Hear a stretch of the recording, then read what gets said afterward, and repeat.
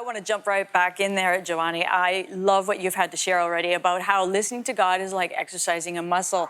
And in that, I was thinking about it in my own way of how I try to discern listening to God. I have my pizza thoughts, I have my God thoughts, and I have my demonic thoughts, and I'm trying to figure out, what am I listening to? So in your own way, how do you try to discern when you're listening to God?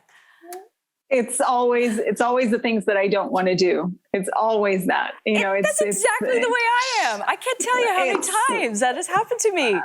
I wish I could tell you they were like feel good thoughts. And no, it's always in the resistance, because that's where the growth is. That's, just for using the muscle as an analogy, you have to tear the muscle. You need to strain it. You need to do the things that you don't want to do in order to get the results. And it's the exact same thing with listening to God.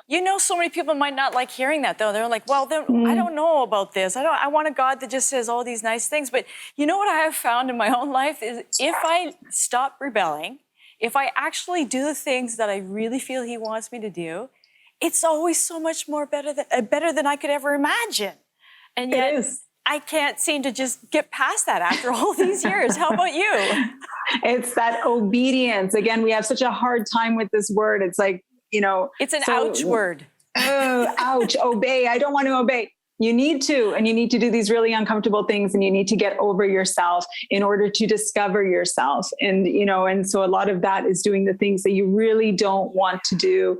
And that's where the treasure is. It's really on the opposite side. And they say, your new life, and this is what I write in the book, your new life awaits you on the other side of your breaking point. So it's not in your comfort zone, and it's not in the pain that you're feeling. It's actually on the opposite. So you need to really go through, and you need to do those things that are really uncomfortable and probably humiliating for you in the short term in order to reap the reward in the long term. And I know that there's, we're living in a society that wants easy and convenient, and that's kind of the messaging, and that's the pull. But the truth is, no pain, no gain. And that's the same thing. You're so right. Oh, well, tell us more about the book. I know we can go on forever, but tell us more about the book and what really inspired you to write about these stories.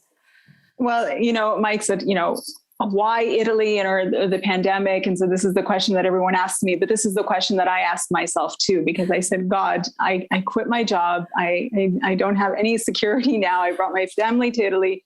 And now, I have no prospects right now because everyone is in lockdown, like real lockdown. So, and I was mad, and I went through, it's not like it was flowery experience. It truly wasn't. But every day I could hear the neighbors speaking from one balcony to another, a lot of yelling, a lot of just so much anxiety. So you know what I started to do? I started to sing Waymaker, and that was my prayer. And that song doesn't stop. And the kids were like, oh no, mom's at it again. Mom, stop. And and it was almost, that was my worship. And I said, God, you're going to make a way here, because I have no idea what you've done. Because for me, I was already at my breaking point, and now it doesn't look like it's going to get any better. And then one night I woke up, and now it's the time to write that book. It's time to write that book that you've been wanting to write for 15 years, but you're not going to write it alone, because for you, and when I'm saying you, I mean me, Italy is that place where I cultivate a lot of the fruits of creativity. And it's just an environment that helps me as a writer become more creative. But I wanted to seek out other women of different ages, of different backgrounds, even of different beliefs, who felt the same way about the country. And so understanding their backstory, understanding the challenges that they've had to go through, and then tell those stories. And so by discovering their stories and also sharing mine, I came to a deeper understanding of what it is that I was doing here. And as a result, it was published. It was published in Italy, and now it's everywhere. That is awesome. I want to bring Mike in. Oh, that is so cool. Giovanna, I'm thinking about your book. It's called Lost and Found in Italy. And they can find it on Amazon.com. So I want to encourage people to go there and grab your book.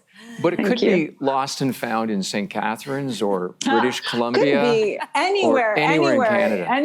Anywhere. Because I think that whenever you move out of your comfort zone, wherever it is, it could be even from one street to another, something is going to change inside of you. And if you really pay attention to what's changing, even those uncomfortable feelings, you have a story to tell. In a couple of moments, I'm going to be teaching some biblical principles for hearing God's voice. But if you could leave our listeners and viewers today with a couple things that have helped you to know clearly, is God speaking to me? What would it be? What would you say to people right now? Do that very thing that you don't want to do. Ask forgiveness from someone. And that's a hard one. Forgive your enemies. Then, what's even take it a step further? Bless them. Really, truly think of those people who give you kind of that sour feeling in your stomach, and start blessing them, and bless that really good things happen to them. So and how does that, you're going to hate it at first. How does that and then help you're going you? to see good things. Yeah, how does that help you, though, hear God's voice? Why is that so critical? I'm glad because you said it. If you're going to have a clear conscience, you need to clear up your system, right? And so you can't clear up your system if it's filled with toxicity. And so in order to remove that toxicity, you really need to clear your conscience, and you do that by forgiving others, because at the end of the day, we're all God's children. We're all His. And if we can't figure out, or if we can't make peace in our own families, in our own, radius, how are we going to do that in the world? And how are we going to keep that connection with God? Because at the end of the day, we're all connected to Him. So until you can learn to forgive and to bless them and to hope good things are happening to them, even when the great things aren't happening to you in that moment, then you can start doing other things that are right. You're absolutely right. That is so true. Thank you so much for being with us. I feel like we're just starting, but thank you so much. Thank you both. Thank you both. It was an honor. I'm looking forward to reading the book, but stay with us. Mike's going to be up next with his word.